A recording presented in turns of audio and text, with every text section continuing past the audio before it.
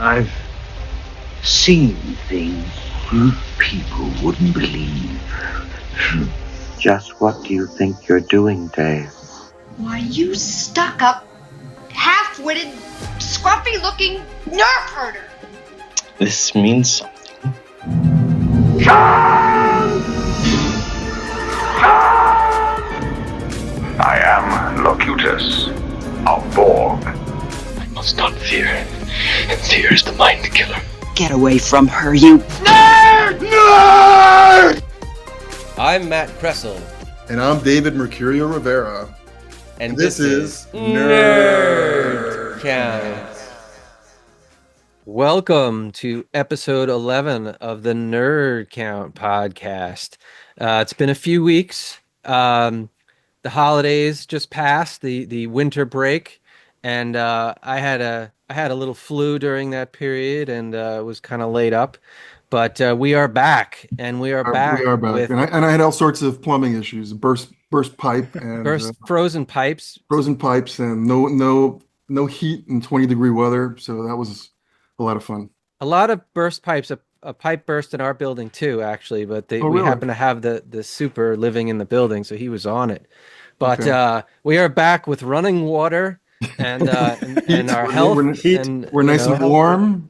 And we have a very special guest today. Our guest today is Adrian M. Gibson. Yes, who is a very popular podcaster and science fiction writer. And just to give you his bio briefly here, Adrian M. Gibson is a Canadian speculative fiction author, podcaster, and illustrator, as well as occasional tattoo artist. He studied English literature and has worked in music, journalism, restaurants, tattoo studios, clothing stores, and a bevy of odd jobs. In 2021, he created the SFF Addicts podcast, which he co-hosts with fellow authors MJ Kuhn and Greta Kelly. The three host in-depth interviews with an array of science fiction and fantasy authors, as well as writing masterclasses. Welcome, Adrian. Thank you both for having me. It's very, very good to be here. I'm sorry to hear about your pipes, but it seems like all is well. Yes, all is well now. Now your pipes will last another 100 years. Yes. Hopefully. Fingers crossed. It's funny, when I was introducing Adrian, some of the similarities of the description of his podcast and ours comes to mind. The fact that we're kind of dealing with SF topics, nerdy topics, and also writing craft issues. So very interesting. Actually, Matt, because I've been a long time listener of Geek's Guide to the Galaxy, and that's how I came across Matt. That was probably, I don't know, had to be at least like 6 or 7 years ago. And so that ended up being one of the reasons of like, I like listening to Matt, and I obviously like David Barr-Kirtley and a lot of the regular guests, but that's how Matt ended up becoming a guest on SFF Addicts in the early days as well, because I heard about him on that podcast. So it all comes full circle. It's so strange because it's like, like you, Adrian, I have my fingers in a lot of, pots, so to speak. And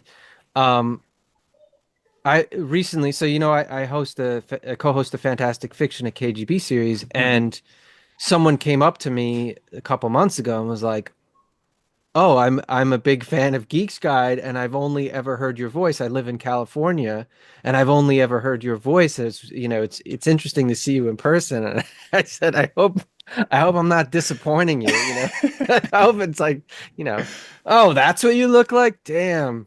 No, I've only been on Geek's Guide a couple of times, and that same guy came up to me and said, "I know you from Geek's Guide as well." Yeah. It's nice. So yeah, it's you never know. You never know. I think we spoke about this before on the Nerd Count. It's like you never know what one little thing that you do, might affect somebody. I was saying that I wrote this story. It was published in Lightspeed, and I heard crickets, and it disappeared, and I thought no one ever read this damn thing. And then I found out last year at World Fantasy that a woman was teaching the story in one of her classes, and the students were like, most of the students were like, loved it. And I was like, how many students? She's like, hundreds, maybe thousands. She's like, I've been teaching it for years. I'm like, what? That's amazing. So your story is like a staple in her curriculum every year. That like Yeah. it's a recurring story. In I her mean, curriculum. Like, thousands of students have read it. Yeah. that, yeah, like, I mean, this, maybe again, she met me and she's like, you know what, in person, he was nothing like what I thought, and I'm not going to teach the story anymore. Who knows? I'll pull it But immediately. yeah. I had a similar experience where one of my stories was without I didn't realize this, it was being taught in Venezuela to So students who were cool. learning to speak English.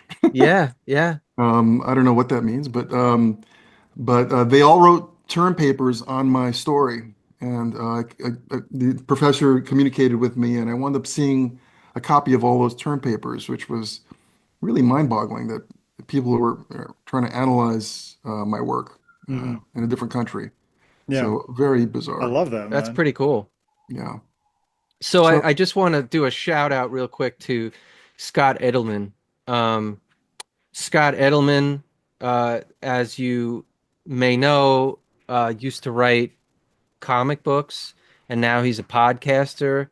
Uh, is it Eating the Fantastic? I I believe, think so. I think so. yeah. So he'll take uh, guests in person to a restaurant, Oh, and then do like interview them while they're eating, which he did that with me once, and it was really fun and amazing. And I have to say that he was one of the best interviewers I've ever had. Like, he literally read everything I had ever written to that point and hmm had crazy detailed questions. Um, but it's like I didn't get to eat the really good food because I was talking the whole time. But anyway, Scott, so over the winter breaks, I get this postcard in the mail, and like, I never get postcards anymore. And it was from Scott, and he said that he had been listening to the Nerd Count podcast, and he's been loving the show, and somehow it worked his way into his dream. So he dreamed about me, that I was, if I'm remembering correctly, he was at a convention and we were going to go to dinner, but he didn't write down the name of the restaurant and couldn't remember where the restaurant was, and he didn't have my phone number, right. and then anyway, so he writes this. I was like, oh, we're working our way into your dreams. So Yeah. Scott, I hope this episode works its way into your dreams again. And And also, thanks for listening. I had the pleasure of doing a panel with Scott at Worldcon in Glasgow, Hmm. on the art of the interview. Yeah. So it was really cool, like that you bring him up, and I was like, Scott Edelman, that sounds really familiar. And then I remembered while you were talking that we did this panel together. Wow. And he was showing me all his new gear, and he was telling me about his podcast about like taking authors out to restaurants, and it's just really cool. Like, I love seeing how different people approach the art of the interview, and how in recent years there's just been this amazing surge of new content and authors who are, putting out their own work, but able to speak with other authors and kind of share content and experiences across different platforms through podcasts, through YouTube, whatever it may be. Yeah, I mean, I feel like you're a natural at this. I've obviously been on your show a couple times, and I've been listening for a while.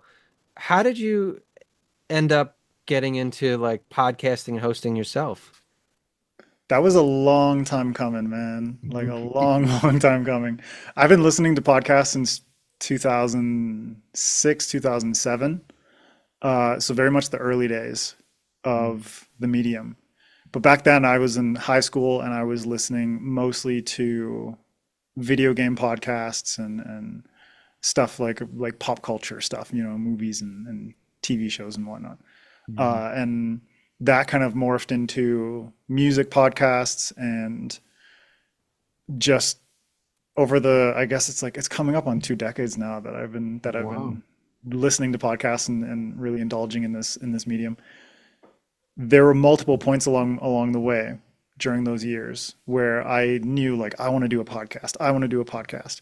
Had a friend in Vancouver, and the two of us, we would always hang out and talk politics and current events and stuff like that. Every once in a while, we'd hang out with his dad too. We'd open a bottle of wine and just finish that off while chatting about geopolitics and whatnot. And so we at multiple times said to each other, like, we need to start a podcast. Like, it would be really fun. But we just never had the the equipment to do it, but also the means to do it. I ended up moving to Germany. He was still in Vancouver, and I didn't really feel like the possibility, or at least like the public perception and like the technological availability of doing podcasts like this really came to the fore until the pandemic. That was when so many people realized like, oh, I have to Zoom for work. Like I could Zoom for anything else if I wanted to, realistically. And then a bunch of different platforms popped up in terms of, cloud recording platforms that just work on a browser. You got Riverside and Zencaster and places like that. Live stream technology through YouTube really blew up. And that kind of took a lot of notes from things like Twitch. StreamYard and different streaming platforms partnering up with YouTube and making that really easy as well. And so there's just so many more avenues. And it was during the pandemic where just this trifecta of crap just landed on my plate, where it was like, had to close down my tattoo studio because of the pandemic, the pandemic itself, lockdowns, all that happening. And then the blessing of all of it was that my son was on the way at that time. My wife was pregnant with our first son. And so I decided like, this is a time for me to kind of get into things that I'd always said I wanted to get into. And that's when I started taking writing more seriously. And that's when I started taking podcasting more seriously. And podcasting was just kind of like an extension of me getting back into blogging. I used to be a music journalist for years. And so blogging is really intuitive and easy for me. So I was like, I love books and I want to talk to people about books. So back at that point, back in like 2021, I joined Twitter again, back when it was Twitter, and started talking with people in the reading community and the blogging community, and ended up joining a blog called SFF Addicts. And then quickly realized like, yeah, if I'm going to do this writing thing, I don't really want to do the blogging thing at the same time. It's just like too much typing in my head. And so I decided, why not try a podcast at the same time as doing writing? And so I started the podcast. Nobody else at the blog wanted to do it with me. So I just said like, screw it, I'm going to do it myself. Got some equipment and figured out how I was going to distribute, how I was going to do interviews and panels and stuff like that. And then just by chance, one of the other people at the blog was designing the website for SPSFC, which is the self-published science fiction competition that's run by Duncan Swan and Hugh Howey. So those ended up being my first guests, was Hugh and Duncan. And for me, that was mind-blowing. No small names there. Small names. It was mind-blowing for me because Hugh with Wool, that was one of the first self-published books I ever read. And back in the day when it was like, I didn't even know what self-publishing was.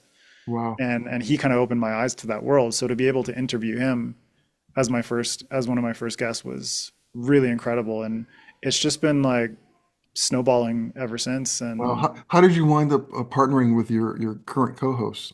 So MJ, I kind of got to a point after like a year and a half where I was like, it's a lot of work for me to set up all of the panels, to work with time zones. Just like you both know how it is. Time zones are horrendous to deal with, especially once daylight savings starts to come into play. And I was doing panels with multiple guests every single time. So Matt knows how it works. It was like myself as host and then 3-4 guests all in different time zones, me researching and reading work by all of these different authors.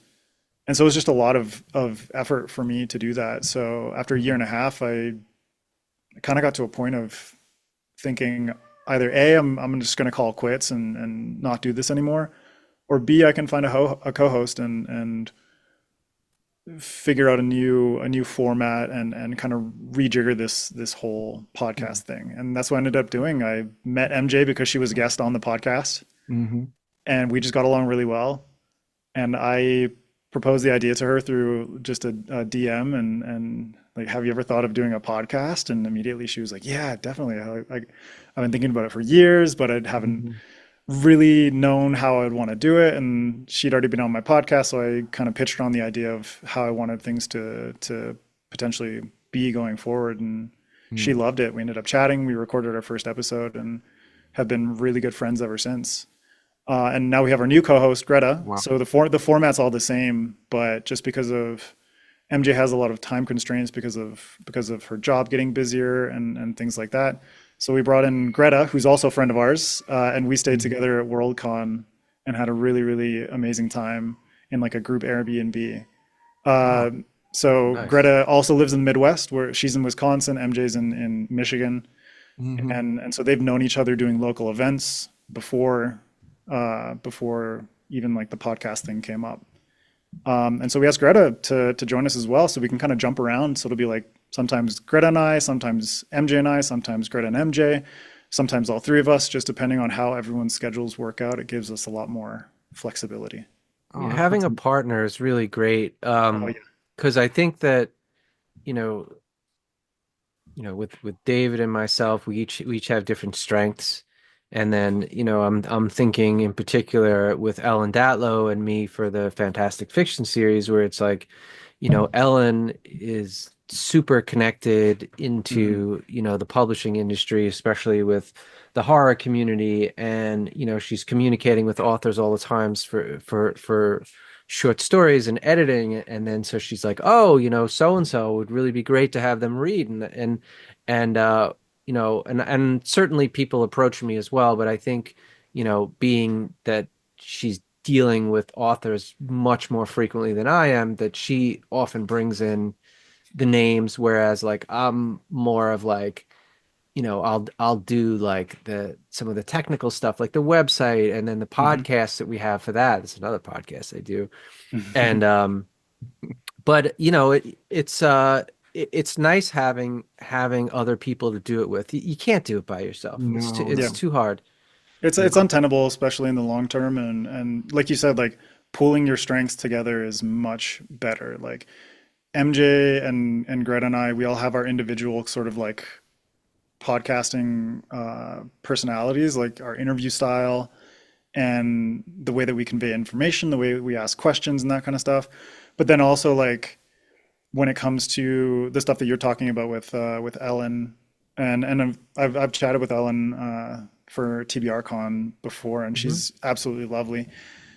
She has her mind is kind of like in that mode of already communicating with a broad array of authors when it comes to submissions and stories and all that kind of stuff. And it just translates naturally into, who would be a good fit for a reading, who is in the area, how can we sort of make that work on like a logistical level. Yeah. And then for my podcast, it really helps that I have I just taught myself how to edit audio. I taught myself how to edit video, and that whole process is really seamless where, we record the episodes, we prep all the questions together, we record, and afterwards I do the editing and posting and that kind of stuff, just because I have like my templates and it all comes really intuitively at this point. Wow. And then I have my graphic design background as well, so I make graphics for episodes and post stuff to the social media. But Wow. it is good that we're able to pool our resources and pool our talents, because I think doing all that your own, damn, it's I mean, I almost quit because of that. Yeah. But I'm glad I didn't. You've had such an impressive array of guests on your podcast. I mean, It's been wild. looking through it, I mean, you have Jim Butcher, James S.A. Corey, Christopher Paolini. I mean, it's just an amazing all-star parade of guests that you've hosted. And I wonder, in all your time hosting the podcast, whether there's any memorable stories or any memorable events that stand out in your mind as maybe a funny instance, or anything, any sort of war stories from your podcasting years that you can share with us. I mean, most of the war stories are from when I was doing it myself, Uh-huh. and like almost losing an entire episode because of internet issues and stuff like that, and then having to make like, all my episodes are in video, but having to basically say like, this is an audio only episode because I had to Frankenstein that audio together. So those are more like my war stories. But in terms of just really memorable moments, I think it's being given the opportunity to talk with people who I admire greatly. Sure. And whether it's debut authors who I've gotten to know just through the SFF community, which is such an awesome community. And if you kind of like open your heart to it, you'll be welcomed in by people from all over the world and all different levels of publishing and their careers and whatnot. So it was really amazing for me to be able to chat with people like Chuck Wendig, because I've loved Chuck's work for a long time, and MJ's been a fan of his blog for ages and ages, and so for her that was kind of intimidating. But at the same time, it's like amazing opportunity to talk with these people and just pick their brains. James S. A. Corey and Jim Butcher and Ken Liu were probably like my top 3 in terms of authors that like I've admired and just absolutely adore their work for years and years and years. You know, like I've read. So James S. A. Corey is 2 people. You had both of them on? Yeah, we had both Daniel Abraham and Ty Frank on for that. Oh, episode. actually, yes, that's right. I watched that episode. or listen. Yeah. So anyone who doesn't know, like James S. A. Corey is just a pseudonym for 2 different authors. But yes, it's cool because like, you know, Daniel Abraham has his background just as a solo author writing his fantasy novels and just incredible output. Ty's more on like the gaming side. And he was more involved in the TV show. So it was really cool to get both of their perspectives on their joint experiences as co-authors, but also the ways in which the Expanse TV show, which is just phenomenal, like 6 incredible seasons of television. I love that show. I love the books too. Like everything about that series is just fantastic across the board. And so to be able to get both of their takes on how it was to write the books, how it was to work on the TV show, and obviously now that they're starting a new series together with The Mercy of Gods. Great book, by the way. Have you read it yet? Yeah. So to be able to like just gather all this information, because for me doing this podcast from the beginning was a joint thing with writing. So it's like taking writing more seriously and then using the podcast as a way to learn as much as I could from that's obvious. Really I mean, people. I noticed that some of the podcasts are what you call writing masterclasses, where the authors come in and talk about craft. And James S. A. Corey talked about collaborations, I think. Yes. In one episode. So tell me, how did that evolve, and what's that been like? I mean, the writing masterclasses thing is kind of like every author that we've had on has been really open to the idea of it and doing that with us, because it's kind of like we do 2-part episodes with each author, and the mindset there is like we help spread the word about you and your work and your career, and then the master class is kind of like your opportunity to give back and pay it forward. And for people like, you know, like Jim Butcher or Martha Wells, they've been in this game for a long time. And so their concept of pay it forward is very much rooted in how they approach everything they do in the community.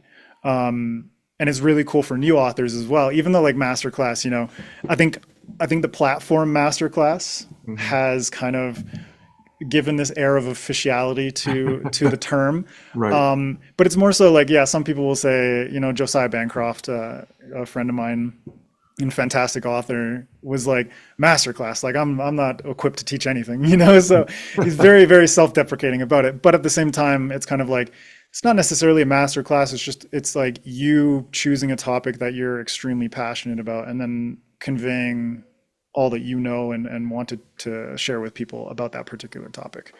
You know, from our Patreon and from people who've commented on the audio or on YouTube, it is really helpful to new authors to have this of resources there available for them to say, like, what do I want to do if I want to write like an omniscient story? And then it's like, you can just go listen to Kat Rambo talk about that for an hour, you know, or like, what do I want to do if I want to co-write? Like, you can listen to Richard Kadri and Cass Kaw, or you can listen to James S. A. Corey talk about collaboration and co-authoring and that kind of stuff. So there's so many different resources for people who are approaching writing from different angles. And my whole intention with that from the beginning was like, we give to the authors by giving them an opportunity to talk about themselves, but then they can give back to the community by doing the masterclasses. That's I awesome. think it's a really, really good service you're providing because like you said, paying it forward, but it's also free. I Hmm. remember when I started writing about 20 years ago now, you know, the internet was around, of course, but there was information out there, but it wasn't anything like today. No. And most of the writing knowledge that I got came from, either classes that I took or books that I read. So it's like Yeah. now you can go online. It's like how to write, search how to write omniscient narrator, and your masterclass will come up, Hmm. which I think Or, is or is or podcasts like Writing Excuses was Mhm. huge for me. A lot of the workshops, which for a lot of people, like that's just not financially or geographically viable for them to go to Yeah, Clarion or to go to whichever workshop. yeah. A lot of those workshops started posting, um, you know, 20-minute, 15-minute uh, audio episodes of, talks that authors are giving at the workshops and different kind of stuff. I think like Odyssey workshop had like Yeah. has posts a lot of content as well. So those things is like it's really encouraging that podcasting has become this space where new authors and even more established authors can go to learn about the craft or help refine the craft. Because writing is like it's this really weird trade where in so many other trades, mentorship and sort of working your way through a more hierarchical system is commonplace. It's like if you want to be a plumber, if you want to be a chef, if you want to be an electrician, you have levels, you have training, you have mentors, and all this different kind of stuff. Writing, there's no one single path. Everyone's kind of just like, yeah, I'm just going to jump into this crapshoot and see what happens. And, you hope that you find the right people along the way. Most people do find mentors, but it's through really unorthodox means that they find those people in the first place. Yeah. And so I think podcasting, YouTube have become incredible just resource bases for new authors to learn a ton of really useful information about writing craft, but also publishing and marketing and all these different aspects of the job. And were there any authors, people, or maybe a podcast you listened to that were really helpful for you getting started? Yeah, I mean, writing excuses was a big one, Hmm. which is really cool. Like being able to end up meeting or like chatting virtually, at least with like Mary Robinette Cole, who's just unbelievable. She was in our writers group for a while. She's just fantastic. Mm. And yeah, so writing excuses was a big one for me. And then YouTube, there are certain YouTubers, uh, in this case, like booktubers. Daniel Green is one of them who we're now friends, which is awesome and just kind of surreal because it's like, man, I've been watching your content for like 6 years, and he's just been such a huge supporter of Mushroom Blues and my work. Mhm. He had a long run of really amazing content and still continues to make amazing content like book reviews and you know uh, deep dives into certain books and genres. There's another booktuber named Tim who he runs a channel called Hello Future Me, and his is very much geared towards like he'll just dissect the entirety of Avatar: The Last Airbender and Mm. pick apart its world building, pick apart its character arcs, and pick apart different aspects of its storytelling.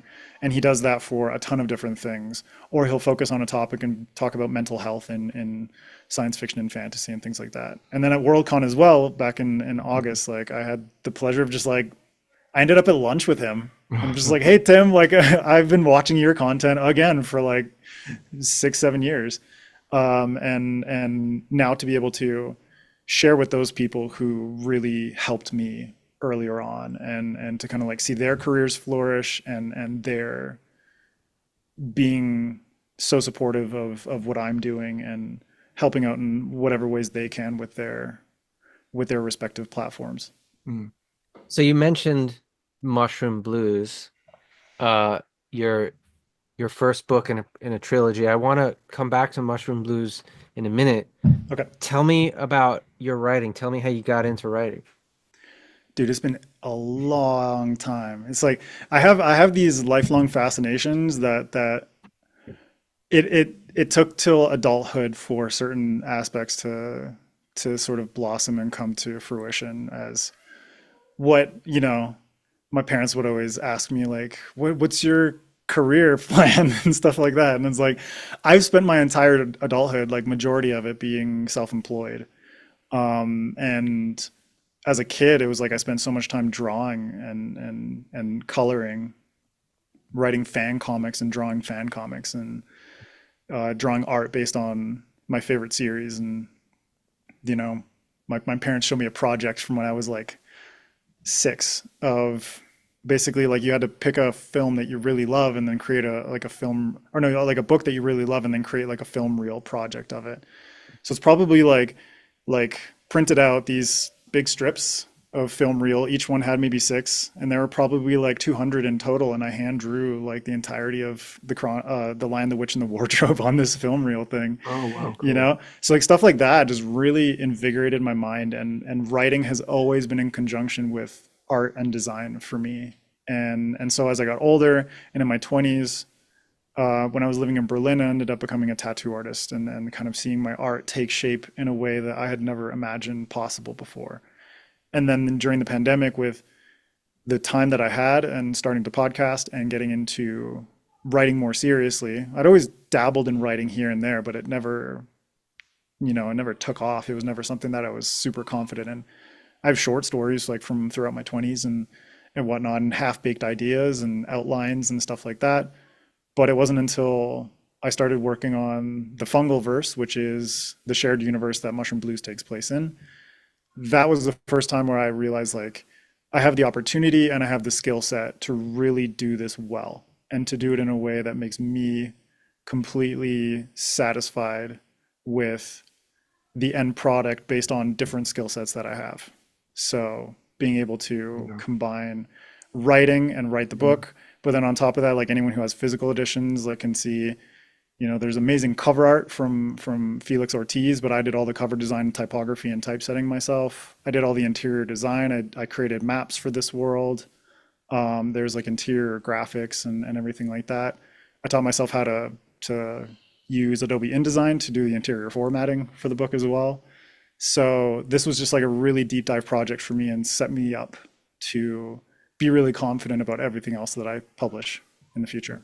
That's amazing. Adrian, you mentioned that you lived in Germany for a while. Mm-hmm. I see that you're Canadian and you grew up in British Columbia. Yep. And now you live in Quito, Ecuador, right? Yep. So any other places you've lived? And this is amazing. I mean, I'm sure this informs this must inform your writing, being exposed to all of these different locations and cultures.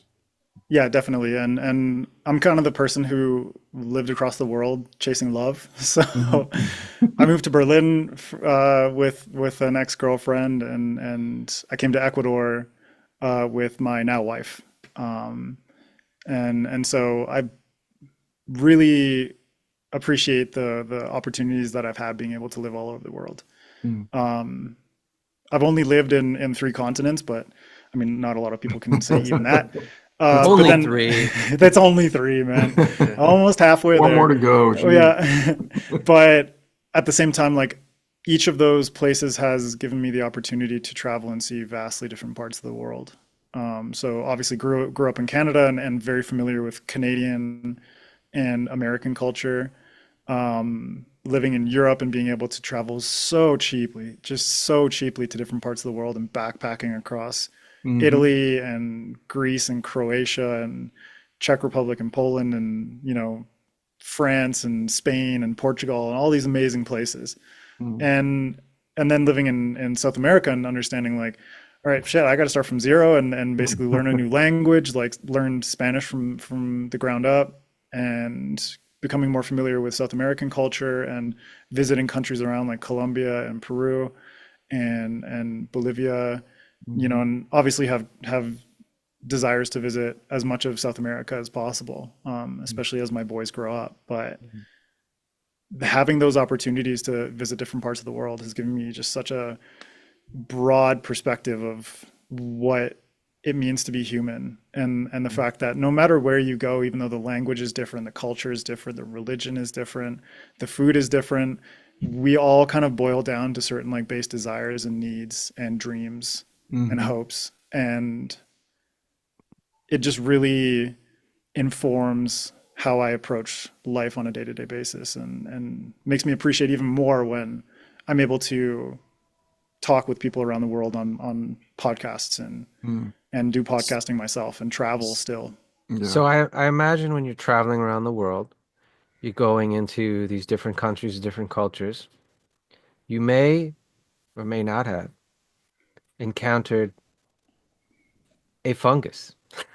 Like, what I want to ask, what I'm getting at, I've encountered fungus all over the world. Why fungi? Like, is there some particularly inciting incident, maybe as a child, where you saw? How did you become fascinated with fungi? Have either of you been to British Columbia? I have not. No, Matt? Okay. I've been to Canada, but not British. But I mean, Seattle potentially. Have either of you been to Seattle? Sure. So you have a familiarity with like the ecology of the Pacific Northwest. Sure. Yeah. From basically like Northern California, Oregon, up until Alaska. There's just such a rich biodiversity that people don't really appreciate about the West Coast of the United States and Canada. And I'm very blessed that I got to grow up on Vancouver Island. And during my childhood, it's like my parents, they don't live in the exact house that I grew up in, but they live very close to it. And there's just forests everywhere around where they are, rivers and lakes and all kinds of different ecosystems, and ocean like 5-minute drive away. And what that gave me is an opportunity as a kid to just like, I mean, I was kind of part of like the last gasping breath of the latchkey generation, where, you know, all three of us were given the opportunity to be like, be home before the lights go out, like before the street lamps come on, like be home for dinner, that kind of thing. But like, you get your homework done, you can go outside and you can play and just do whatever you want for like 2-3 hours. And as kids, you're just like, this is amazing, you know? The ability to leave the house unsupervised, and for me, it just, my brother and I, we would just roam into the woods for hours and hours and hours with our friends, and we all had bikes, and it felt very much like the Goonies, where you just like, everyone just has bikes and we all just meet up and we all just go off on weird adventures. And what ended up happening from that is us spending a lot of time in the forests, building forts and having pine cone fights and stick sword fights and all that kind of stuff. And at the same time, I've had a deep curiosity with just nature from the beginning. And I always liked the idea of how forests and nature kind of like grows, but also rots and decomposes at the same time. And so we go into a forest and it's like, oh, like, why did this tree fall over? Like, what happened to that tree? And it's like, you're a kid and you just like, you have a stick in your hand, you just start digging, you start like breaking stuff apart, you flip over logs, you dig through the dirt, you get your hands dirty, and you kind of figure out like, what happened to this thing? And so that gave me the opportunity to confront mushrooms face to face throughout my entire childhood. And mushrooms are kind of like this uber weird cherry on like the forest cake, where it's like, here's all this stuff that's green and there's leaves and bark and wood, and they all have very particular tones. And then when you look at mushrooms, a mushroom is just like, what is this thing that's like oozing and slimy and like red or green, like blue, and all these strange colors, like these very alien looking things that exist in what was otherwise a very familiar space. And so I just became fascinated with them, with the textures, with like, you break them open and it's like, what are these gills or these like pores? What's all this slime? Like, you know, obviously what happens if you eat it? Right. I mean, some of them are psychedelics, obviously. Yeah. And that fascination just kind of carried on into my teens And when I got to university, I spent a lot more time reading about fungi and got into foraging and understanding like what is the actual role of fungi and mycelium in forest ecosystems. The fact that mushrooms themselves are just kind of like the phallus of the whole fungal system, that there are things underneath the ground with mycelium, and like how does that interact with everything around, with the soil, with the trees. And then in university I also got into psychedelics and started to understand like, okay, here's this thing that I thought I understood, but then here's this whole other array of possibilities of what fungi can awaken within the human consciousness. They're one of the weirdest things ever. It's kind of like this Pandora's box where, like you said, it's, you see this little fungal body on a surface of something, and a few years ago I really didn't know that much about mushrooms, and then I was on some arborist website or Reddit or something, and someone was like, once you see the fungus on a tree, literally the whole tree is infested with the, how do you pronounce it? Hyphae? Yep. Yeah. The whole, like it's like the tree's gone. And that, I never realized that before.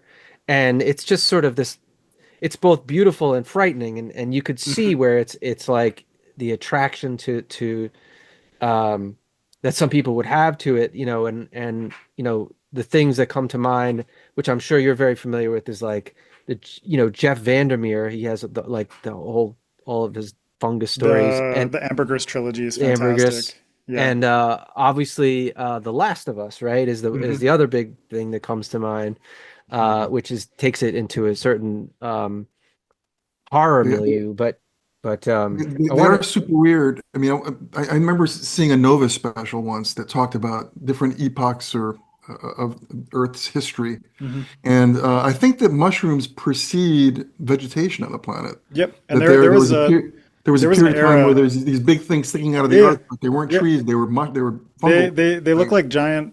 I mean, you could either say it looks like an asparagus or it looks like a penis, but like it's up to you. Are stromatolites fungus, or no? That's something else. I can't remember. I think it's like protofungi. So I've only done psychedelic mushrooms twice, and today, right? Just today. Yeah, just twice today. Just for this occasion. Yeah.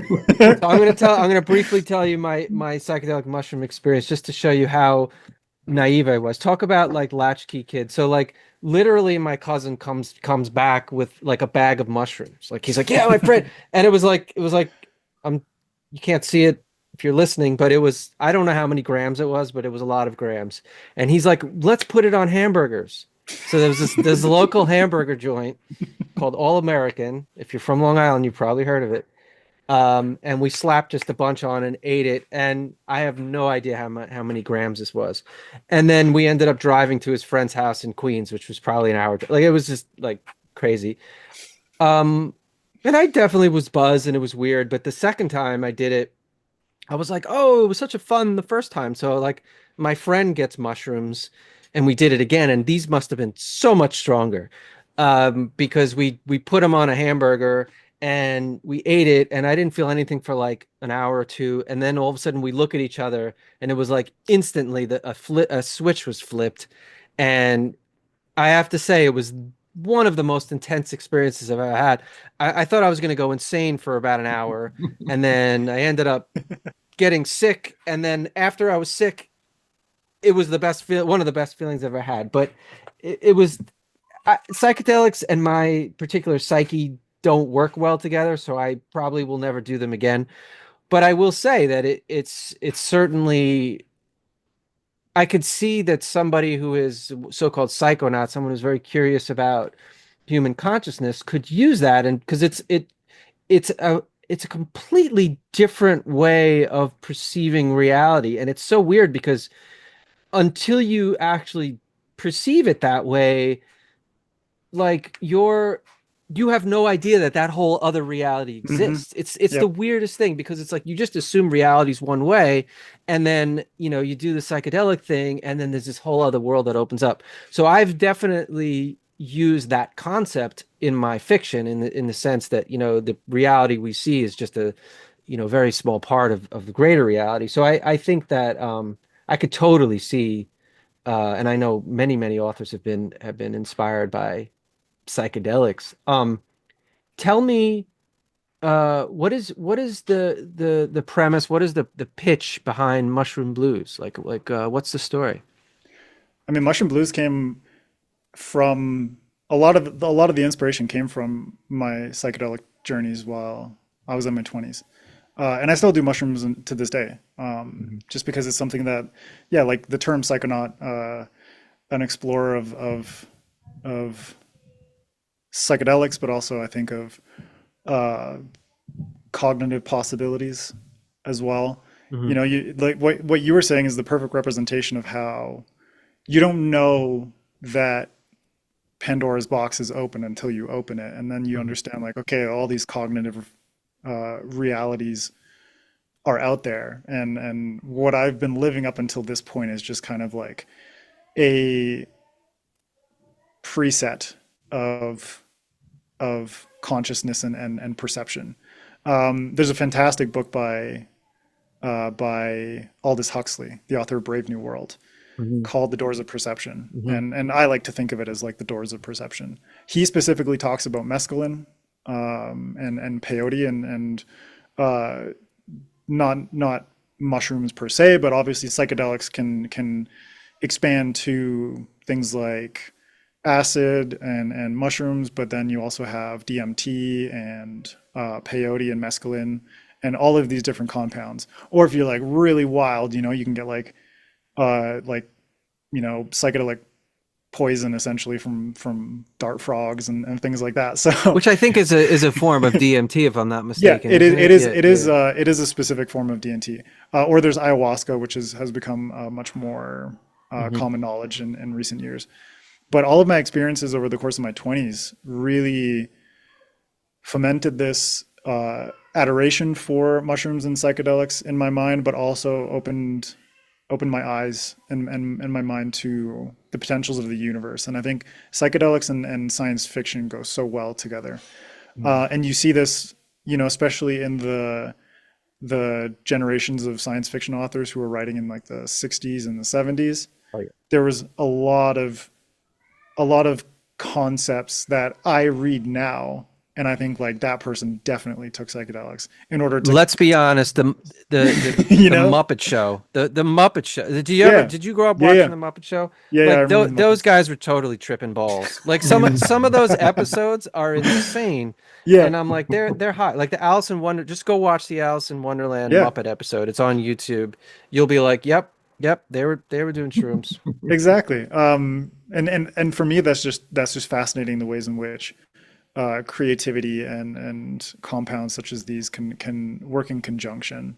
And so when I was creating the Fungalverse, it was essentially rooted in me wanting to create a sort of fictional fantasy travelogue in the Mushroom Kingdom. Obviously, many people relate the Mushroom Kingdom to the Mario franchise, but this is very, very different. But what ended up happening there is I just went down this deep rabbit hole of research and illustration. A lot of my world building process is through illustration. And I spent years doing that. And what ended up happening is I realized the world that I created was fascinating, but there was no story there. I'd spent so much time world building. And this is a trap that a lot of authors can fall into, where they spend a ton of time world building, but they don't actually write anything set in that world. Right. It just becomes this thing to do, not necessarily as an excuse, because I do think world building is valuable in certain ways, but there is a point where you have to decide for yourself, like, is it going to benefit me more to continue world building, or should I actually just write the goddamn story at this point? Right. And I got to a point where I realized, like, the world is amazing, but the story that I had conceptualized of for years just wasn't there. And so I reworked that and thought like, how could this world be combined with genres that I really love and sort of story frameworks that I really love. And so the first book I wrote was Spore City, which I'm currently rewriting and I'm going to release as my next full-length novel. That one is very much like cyberpunk, like very deeply rooted in cyberpunk, but through the lens of this fungal world and these fungal people. So, you know, that's where fungal punk kind of was born in my mind. I love that title, by the way, or fungal noir. Yeah. Um, So that ended new up genre. Yeah. So I ended up working on that novel for 2 years and finished the first draft and just needed a break from it. And during that drafting process, I'd written an outline for a prequel novella that I was going to give away with like a newsletter sign up or something along those lines. And I was like, I'm going to take a look at this again and kind of take a break from the novel, see what this is about, and ended up turning that novella outline into a full-length novel, which became Mushroom Blues and the beginning of a 4-book series. Tell me, like, I mean, I noticed that, ahead. I mean, the genre seems like, from what I've seen, to be like hard-boiled detective noir set in this this future Earth with mushroom creatures interacting with human beings and battle with these two cultures. So why don't you tell me a little bit about that? How did you come up with the concept of the I mean, I noticed the word use the word Japanese, which I guess is Hapon is Japan in Spanish. So Nippon is like the Japanese word for Japan. Of course. And Hopon is basically a play on that, using the Japanese word for mushroom. Got it. Interesting. Yeah. So a lot of like the locations, like Caprinia is one of the human cultures in this world. It's not a future Earth. It's like an alternate planet with humans and fungal people. So Caprinia, for instance, is a genus of mushrooms, so Coprinopsis. So there are different ways in which I used fungal terminology to come up with the nations and races of this world, and aspects of the Japanese fungal culture. A lot of it comes from scientific names for fungi or different languages and the words that they have for mushrooms or mycelium or mold and different things along those lines. But a lot of it, like the fungal people themselves kind of were born. I mean, you mentioned Jeff Vandermeer earlier, reading his Ambergris trilogy and just being really blown away by what he was able to pull off there. And deep down, I was like, I love his representation of fungal people. So I can't claim to have originally created fungal people. They're fungal people that go back to like, there's like a Japanese movie, I can't remember the name, but it's from like the 70s or 80s with mushroom people on an island, and it's kind of like this really campy horror flick. But I read the Ambergris trilogy and really loved it. But one part of me was like the gray caps, the antagonistic fungal people in that world felt very much like a hive mind. And there was a distinct lack of individuality amongst them. They all just felt like kind of hive mind drones who are all following the same sort of directive. And so what was born from that was me wanting to have a conversation sort of with Jeff's work, to be like, I'm going to create my own fungal people and my own fungal world and give more agency and individuality to the fungal people, while at the same time giving them the ability to communicate with each other, sort of in like a telepathic, empathic way, where they're connected through a mycelial network called the fungal net, and they're able to emote to each other and convey ideas and convey emotions and desires and things along those lines. So there are certain things that are rooted in the ways that mycology and mushrooms work, but a lot of it was like based on what Jeff presented with Ambergris and wanting to give more individuality and agency to individual mushroom people within this broader collective. That's kind of where my fungal people came from. And right. So I love that it's not just the people, but it's also like the ships also are made of mycelium, and the whole city is made of these this mushroom substance. So you described like, the milieu of it, but can you tell me like I'm in an elevator with you where we have 10 floors. We just got on at the lobby. We're going up to floor 10. You're pitching your book to me. Yeah. How to describe Mushroom Blues to me? So Mushroom Blues is fungal noir. It's a police procedural set in this world of mushroom people. The city of Hapon, or city of Neokanoko, the capital of Hapon, has been invaded by humans from another nation, and the story takes place 2 years after the Spore War. So there was this decade-long invasion where the humans and the fungal people were at war, and now it's an occupation. So there are definitely themes of colonialism and imperialism that come into play there as well. But the main character is Henrietta Hoffman. She's a homicide detective for the Neokanoko Police Department, and she's tasked with investigating the murders of fungal and half-breed children.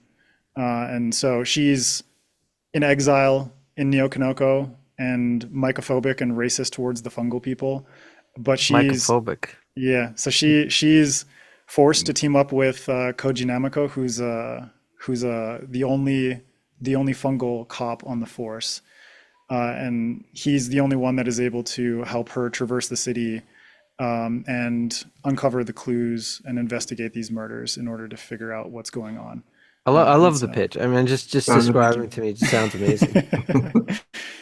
I thought it was very interesting too to make your protag a kind of a hard-boiled female character, and you can tell right off the bat you're dealing also with sexism as well as colonialism as some of the themes. But she's also racist against the mushrooms. Yes, yes.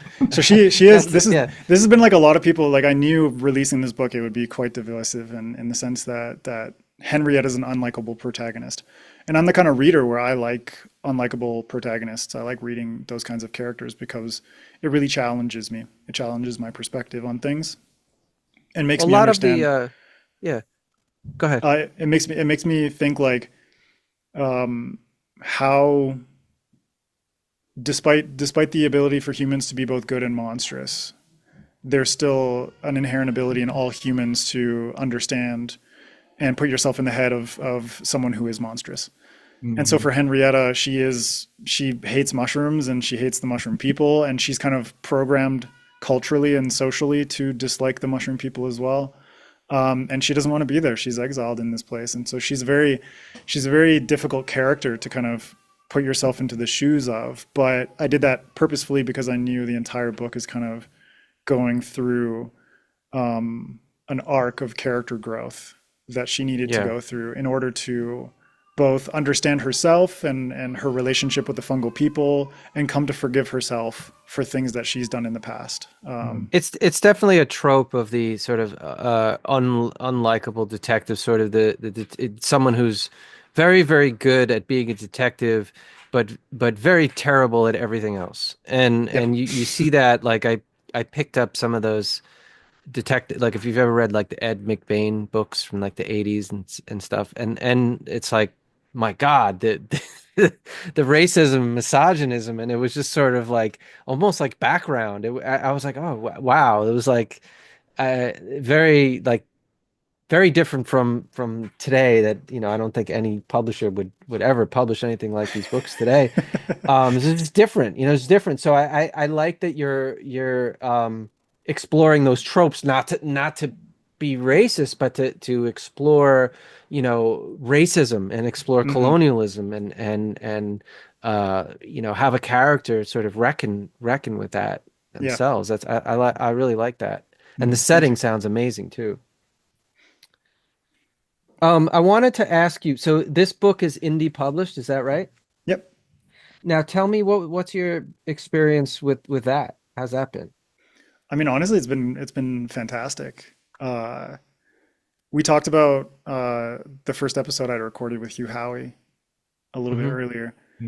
And that was kind of like the beginning, because at that point I was pretty set on going the traditional route of finding an agent and going through the submission process and all that. That first episode with Hugh Howey was one of the first cracks in the veneer of my perception of publishing, I would say. Yeah. And it was a consistent chipping away of my my preconceived notions of what publishing had to be, and what options were actually available in the new landscape. And so self-publishing came into my awareness, and I ultimately realized, like, over a couple of years of doing the podcast, I'm like, yeah, like, why would I go down the trad route? Like you just said, Matt, kind of echoing thoughts that I've had myself of, like, not necessarily that I might not find an agent for this book, but I think finding an editor for this book on sub would be very difficult. And there were a lot of ways in which me having been self-employed over the entirety of my adulthood has laid the groundwork for being a more successful self-published author. Running my own tattoo studio and being a self-employed tattoo artist, and knowing how to essentially come up with like a project plan and be able to execute that plan in different ways, both financially and creatively, to hire a cover artist, to hire an editor, all these different things, come up with a publication timeline, a marketing plan. Like I put together a huge book tour for this book as well, leading up to the launch. I think I had like a 2-month book tour. Oh, wow. Of podcasts and live streams and YouTube channels and guest posts and giveaways and cover reveal and all this different kind of stuff. And obviously SFF Addicts was a lot of that was helping to lay the groundwork for getting people aware of who I was and building a familiarity with me as a person within the writing community. And so that was able to help boost as well the presence of me as an author and the existence of Mushroom Blues as a book that people might be interested in. And ultimately, like, it came out last March, and since then, like, I've been kind of blown away with how it's gone. I mean, we're, I guess, 10 months out from when I launched the book. I made it to the finals of the SPFBO competition, self-published self-published fantasy blog off, and that's like top 10 of 300 right there. I've managed to sign an Italian translation deal. Oh, wow. I'm coming up on like 2,000 copies sold across like audiobook, ebook, paperback, and hardcover. I managed to get my book signed copies in stores all over the world, and like have my book actually appear in physical stores, which is really crazy. Attended my first convention as an author. Like, all these different things for me feels really monumental, like that I was able to achieve this before the first year of my being a published author is even up. That's pretty great. I mean, I want to say that indie publishing, self-publishing is obviously come like miles from where it was 20 years ago, but like a lot of big authors actually started off self-publishing, and the ones that come to mind are like Kelly Link. Like her first collection was from Small Beer Press, which was her press, and Scalzi like published. I think Chuck Wendig even started. Chuck Wendig, at least hybrid, like he was right. Yeah, like Hugh Howey. I'm sure there's others. Andy Weir as well was a self-published. That's what it was. Sure, Andy Weir, like The Martian. So it's yeah, and there's so many more opportunities for people, and as you were mentioning before, it's like also there's tools, right? So it's like in design, you can do publishing at home. I mean, and if you have graphic art skills, you could do the cover and things like that. And I think it's really great to see how far that's come and how people are able to take the indie publishing, and you've clearly taken it and ran with it, which is just fantastic. Yeah, and I mean, I've had really good examples, really people that I look up to a lot, who have become dear friends of mine. Like Ryan Cahill, who is the author of the Bound and the Broken series. He honestly, like, as we've gotten to know each other over the last few years, I've just seen his career explode to the point where it's like he's making like I mean, year per year, he was making small six figures just by self-publishing. And Oh, then wow. just this last fall, he signed a six-figure deal with The Broken Binding, which is a publisher and bookseller in the UK, to publish the rest of his series with them, and like physical rights to sell his series. And so I see like examples like him of people who have the tenacity and the drive to make this self-publishing thing work, and also to make a flourishing career out of it that rivals what is going on for a lot of authors in trad publishing these days. So it's kind of, I don't see it as a Yeah. threat to trad publishing per se.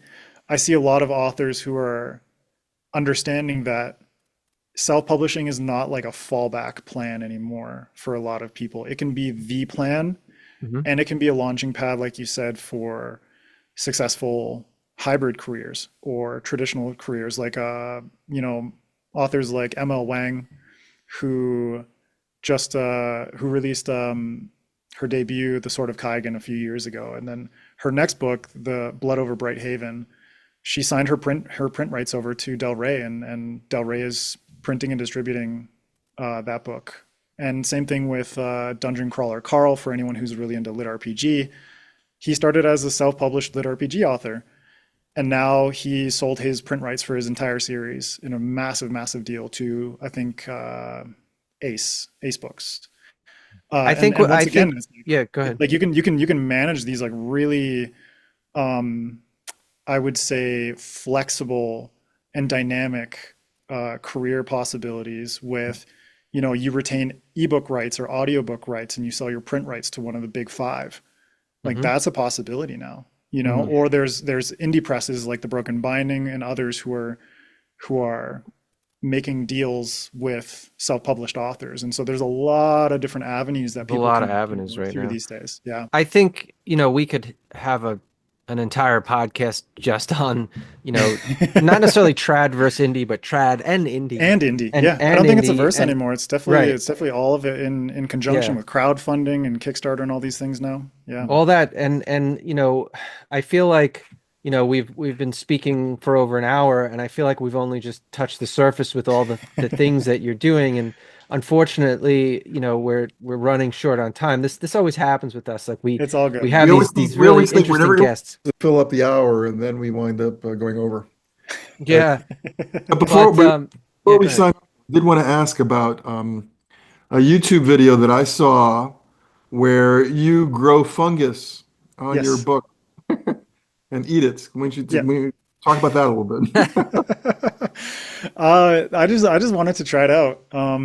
Because it's like books are kind of the It's a common perfect. thing. Everybody always Yeah, wants to yeah. try Sure. Everyone wants to try fungus it up out. there. I thought it would be like a fun promotional thing to try it out. I've grown mushrooms myself before, but never on a book. But then I realized, like, there are certain types of mushrooms where their entire suite of available foods is usually wood pulp. So, Ah, it's like a mushroom that grows great on trees, like oyster mushrooms, for example. Hmm. Like, yeah, book is basically the same substrate, so I'm just gonna give it a shot on this. So wow. I know how to grow mushrooms, but I picked up a bag of spore plugs, is what they're called. They're kind of like if anyone has, rodent pets, guinea pigs, that kind of thing, you usually have Mhm, these little food mhm. pellets. Yeah. Same sort of thing. It's basically just like a compressed pellet of spores, and you have to boil the book in order to sterilize it. And then you basically just like toss in like a little sprinkle and every 10 pages, and put it in a bag, and then let it become overtaken, like the tree that you were talking about, Matt, with hyphae. You just gotta let the mycelium work its way through the book, and after that, let it out into the free air, and mushrooms will grow. And the video of So that's on YouTube. yep, yeah. So that's on. If you go to my website, like adrianmgibson.com, it's I was just gonna The YouTube ask. video is embedded on my front page. I was So just going to ask how yeah. listeners can find more of your work. Obviously, Mushroom Blues and all the other things that you're doing, all these other amazing things. Adrian, it's been a real pleasure having you on. We're so glad that you could join us for this. Thank you, guys.